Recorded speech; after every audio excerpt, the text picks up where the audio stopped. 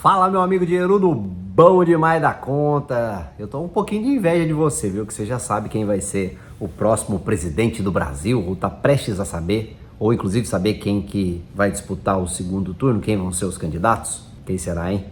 E nesse sentido da gente imaginar o futuro pro país, o que a gente espera pro Brasil e o que eu tô vivendo aqui nos Estados Unidos também, nesse vídeo eu quero combinar com você pra gente fazer um acertado aqui, pra gente pensar um pouco no futuro, né? O que a gente tá indo para as urnas para votar, para escolher o presidente, mas que Brasil que a gente quer pra gente? E como que é a vida aqui nos Estados Unidos e o que a gente pode copiar deles, por assim dizer, e o que a gente já faz muito bem e a gente não pode perder de jeito nenhum. Esse vídeo é pra gente fazer essas reflexões aí e pensar no Brasil que a gente quer deixar para os nossos filhos, ou até cuidar dos nossos filhos para fazer um Brasil melhor, por que não, né? Vamos falar disso? Então fica comigo até o final do vídeo para você não perder, que esse vídeo tá especial.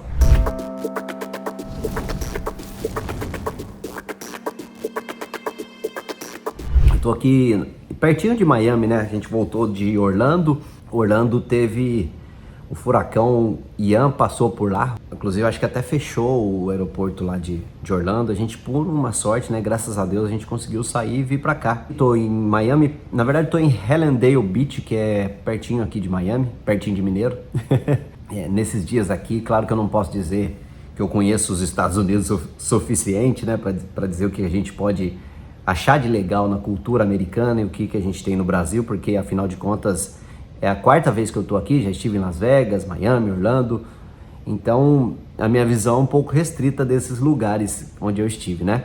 O que eu digo pra você é o seguinte, principalmente o mineiro, o carioca, a gente é incrível para receber as pessoas.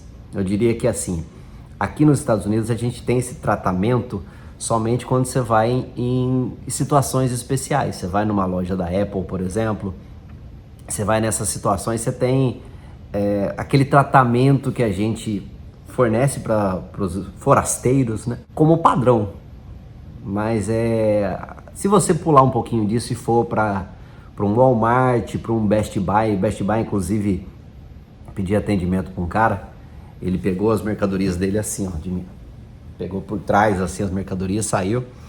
Aí eu queria saber se funcionava com o Apple, um teclado que eu tava comprando. E ele falou assim, deve funcionar. Aí eu tava meio pé da vida com o cara, eu falei, não vou levar não, onde eu posso deixar? Ele olhou pra mim e falou, onde você achou? Eu falei, não, eu vou deixar aqui. Só de sacanagem também. E aí eu fico pensando comigo, será?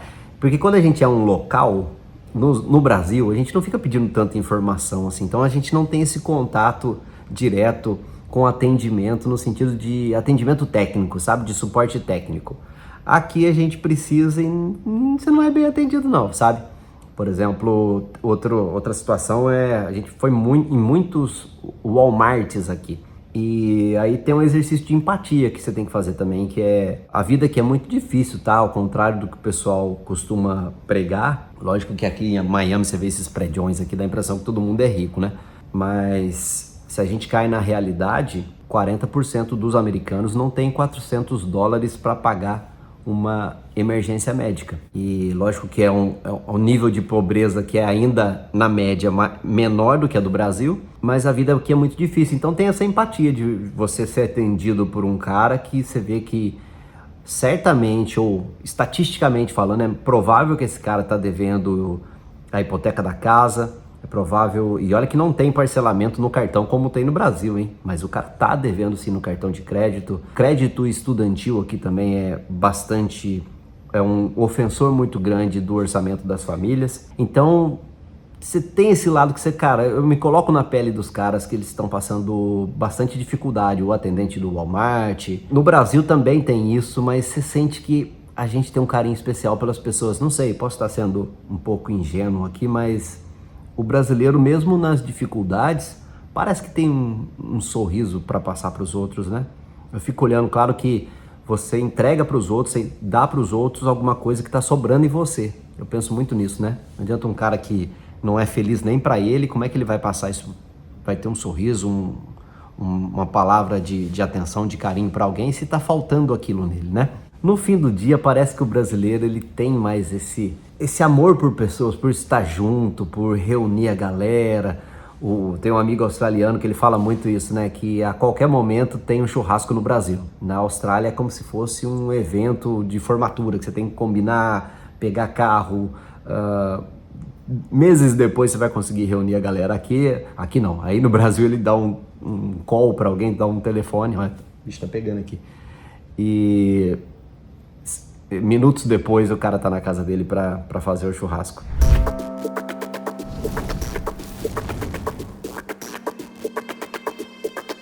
Agora, falando de coisas que tem aqui que o Brasil, que esse que a gente está escolhendo o destino dele agora através das eleições presidenciais, poderia ter, né? A gente vê o imposto sendo pago no caixa de 7%, 6%, 8%. Quando na realidade, no Brasil, você vê imposto sobre imposto, né? Bitributação e imposto muito grande sobre o consumo. Isso me irrita profundamente, no sentido que onera muito mais os pobres, né? E você tem, proporcionalmente, o pobre paga muito mais imposto quando ele vai na gôndola do supermercado do que o rico. E ele deixa de consumir, isso que é o pior, né? Isso afeta o consumo dele, ao contrário do rico que vai continuar pagando mais e isso não muda, né? Mas não é barato de se viver aqui. A gente vê muito bugiganga eletrônica, o brasileiro ficando louco. Você tem brasileiro em todo lugar aqui em Miami, em Orlando, todo lugar tem brasileiro. Em 2013, quando eu vim primeira vez para Disney, né? Dessa vez eu trouxe os meus filhos. Me parece que era mais... Você pagava com a mesma quantidade de dólar, você levava mais coisas para casa, em que pese o fato também que estamos numa pandemia e a inflação também chegou forte por aqui, né? No mundo todo, não foi só no Brasil. Custo de vida no sentido de supermercado, essas coisas, tem muita coisa mais barata no Brasil, mas tem um monte de coisa cara também. Vamos pegar um pacotinho de frutas que a gente comprou aqui, descascadas, $8. E se você converter, que você escuta muito falar aqui, quem converte não diverte, né? Você mata o educador financeiro de plantão aqui. Não pode ser assim, né? Você tem que fazer essa conversão no Brasil, na verdade, e aí você já coloca o orçamento, que é exatamente o que a gente fez aqui, coloca o orçamento lá, quanto você está disposto a gastar aqui, e você tem que resistir às tentações, né?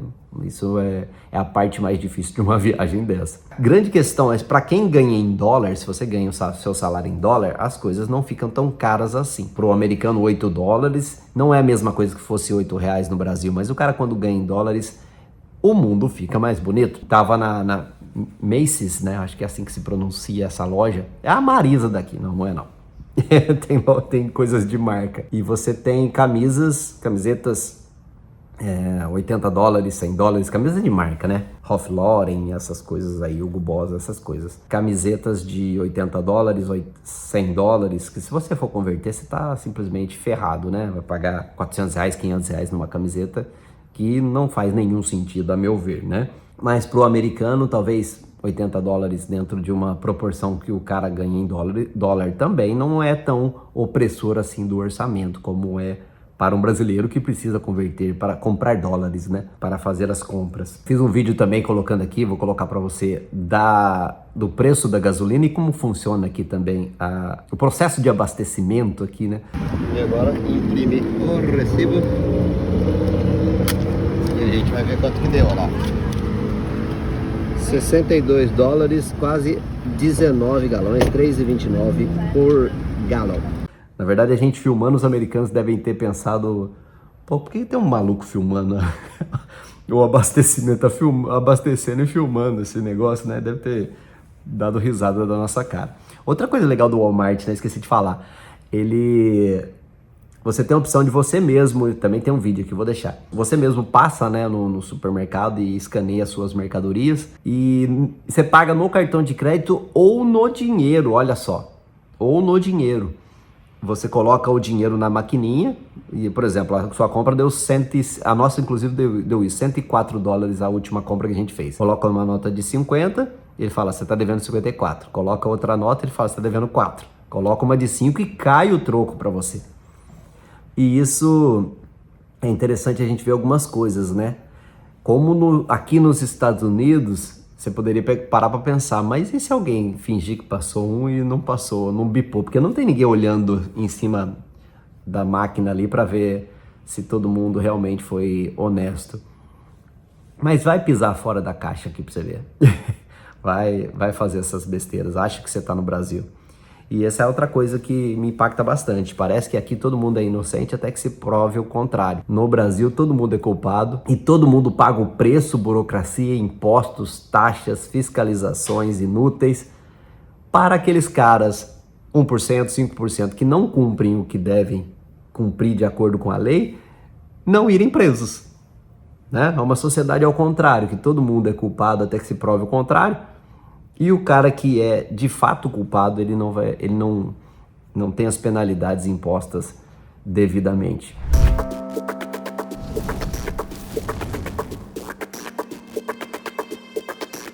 Os carros aqui. Você simplesmente não vê carro velho pra caramba caindo aos pedaços. Eu acredito que os impostos aqui sobre os carros são muito pesados, sobre os carros velhos, né? São muito pesados. E o mais absurdo, a gente vai completar agora 7 dias, a gente tá esse tempo aqui, eu não vi uma moto. Viemos de Orlando pra cá, alugamos carro, vou falar do aluguel de carro também. Alugamos o carro em Miami, fomos pra Orlando, dá umas 3 horas daqui. Quando você aluga carro, você vive essa experiência bem legal, né? Poder vivenciar, de ir pras ruas, de vivenciar mesmo, né? Quando você anda de Uber, primeiro que você sai menos, né? Quando você anda de Uber, esse é outro aspecto interessante da mente humana.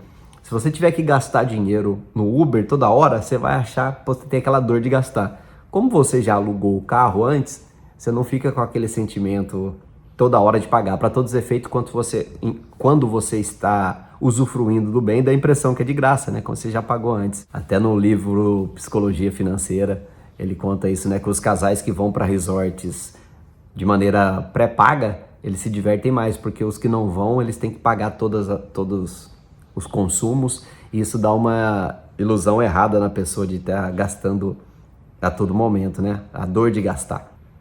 E sobre os carros aqui, de não ter carro velho, a gente alugou uma Ford Expedition, que ela cabe 8 pessoas e mais o bagageiro, e mulherada que comprou coisa pra caramba, como você pode imaginar, né? Fala, meu povo, partiu Miami. Você acha que rede social é tudo bonitinho, né? Mas olha a farofa que tá aqui, ó.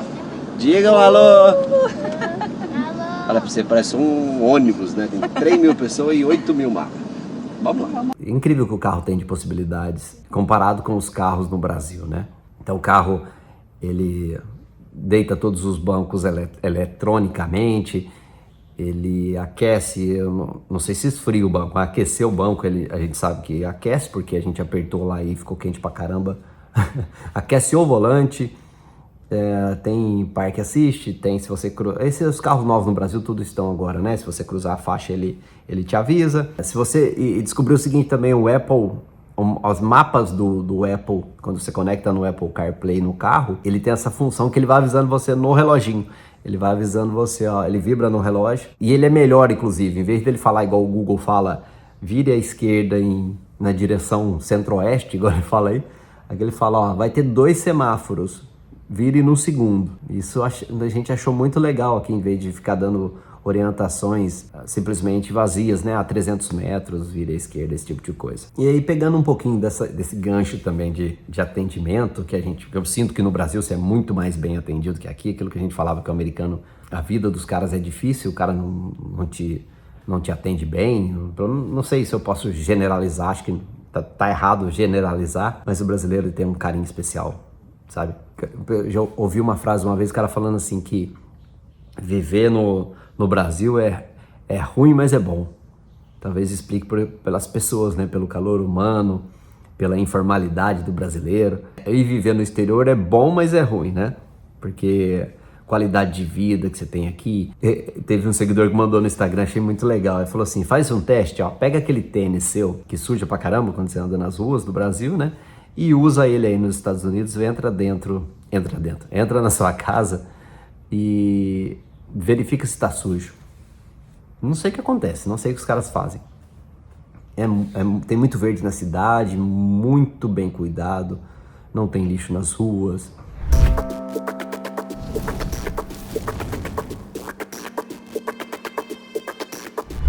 Quando a gente vai comer aqui, então a gente acaba, na média, que eu acho que a gente pode dizer que a gente gasta para minha família de 4 pessoas, a gente gastou, se não foi em restaurante mais chique, né? Que a gente foi poucas vezes aqui.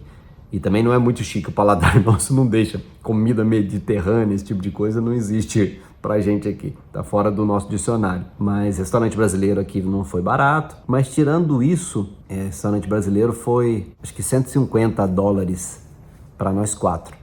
Mas quando você vai, hoje a gente comeu no Starbucks, quando você vai comer hambúrguer, essas coisas, vai ficar $30, $40 por grupo de 4 pessoas. Então, talvez seja uma média legal, né? $10 por pessoa por refeição, né? Para quem quer fazer as contas por aí. Eu vou colocar também aqui algumas informações do Airbnb, quanto que custou, as informações para você, quanto que a gente pagou. A gente ficou no Airbnb tanto em Orlando como aqui em Miami também, e a experiência é muito boa, né? O engraçado do Airbnb aqui é que nos dois casos não me pareceu ser um proprietário individual, sabe? A gente chegou, o quarto estava sem luz e a gente ligou no número do Airbnb que ele forneceu, né, do proprietário, e cai numa central de atendimento. Então acho que é um grupo de pessoas que aluga esses apartamentos no Airbnb. Eu olhei lá o de Orlando e a gente ficou, na verdade, em Kissimmee, né? Que é outra cidade, muitas cidades pertinho ali de Orlando. A própria Disney fica em Lake Buena Vista, né? Ela não fica em Orlando, por assim dizer, mas é tudo muito perto. E a gente olhou o apartamento lá na internet, ele custa $500 mil, que é um apartamento de 100 e poucos metros quadrados, com 3 quartos, né? Um lago muito bonito. Já esse aqui em Miami, ele é muito mais chique. Ele é um apartamento bem grande, pertinho aqui da praia. Na verdade não é Miami, né? É Hallandale Beach. E a gente puxou ali, ele começa em $830 mil para os interessados. Então, meus amigos, nesse dia tão emblemático ali pro Brasil, né? Que a gente coloca todas as nossas esperanças nas urnas, naquilo que a gente quer de melhor para o Brasil, ou naquilo que a gente não quer, né, que tem o voto de protesto, né, votando contra um outro candidato, que a gente sabe escolher pessoas melhores, né, pessoas dignas de conduzir a nossa nação, num povo tão sofrido, né, num povo que luta tanto, que se dedica tanto para um país. A lição final que eu fico é que o país entrega muito pouco de volta em serviços pro contribuinte, né? Parece que o Brasil não dá a mínima para os seus habitantes. E aí, quando a gente fala de patriotismo no Brasil, me dá uma certa angústia, porque a gente dá a nossa vida pelo país, né? No extremo, isso é ser patriota no extremo. Se o povão, a galera, tem que viver uma vida tão desproporcional com relação aos políticos e aos filhos deles. O político viver em palácio, o político ter acesso, ele e os filhos deles, a serviços de qualidade que o pobre sequer imagina ter, tanto através dos próprios esforços, que é muito difícil a vida no Brasil, como ainda mais através do serviço público, né? De gratuidade. A gratuidade é um caramba, de retribuição, né? De dinheiro dos impostos sendo aplicado de maneira condizente à honra, ao esforço e à dignidade que o povo brasileiro merecem. Isso cabe a nós através da nossa escolha, sim, dos representantes, mas também não dá para depender só disso. Eu acho que você precisa correr atrás dos seus sonhos, batalhar para ser uma pessoa melhor, para aumentar o valor da sua hora de trabalho, economizar mais dinheiro, e aí você vai ser feliz em qualquer país que mereça o esforço e a entrega da sua família. Beleza, dinheirudo? Se você gostou do vídeo, deixa seu like, que é muito importante aqui pro nosso trabalho, a gente depende muito disso. Se inscreve aqui no canal também para você não perder nenhum vídeo. E escreve aqui se você não gostou de algum ponto que eu falei, se você não concorda, e o que a gente poderia fazer para ter um Brasil mais próspero do jeito que a gente merece. Valeu, tudo de bom!